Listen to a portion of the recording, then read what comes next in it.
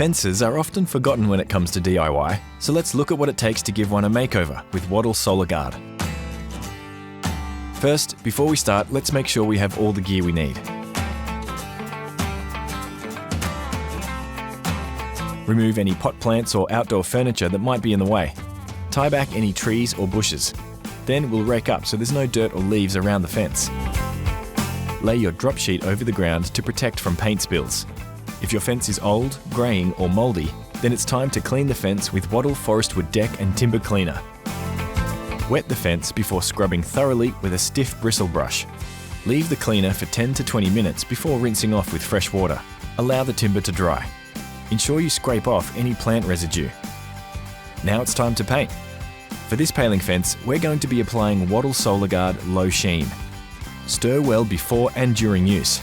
Use a good quality synthetic brush. First, cut in around the fence, starting with the boards fixed along the bottom and edges of the fence. Work your way around the fence palings and make sure you get into all the gaps. We're going to use a roller to do the palings, but you can keep going with the brush if you like. Be sure to paint well into the gaps between palings. After 2 hours, you can apply a nice even second coat of Wattyl Solagard. When you're done, remember to clean up all equipment in water, away from drains and waterways. Any unused or unwanted paint can be disposed of through Paintback. Visit paintback.com.au for more information. And we're done.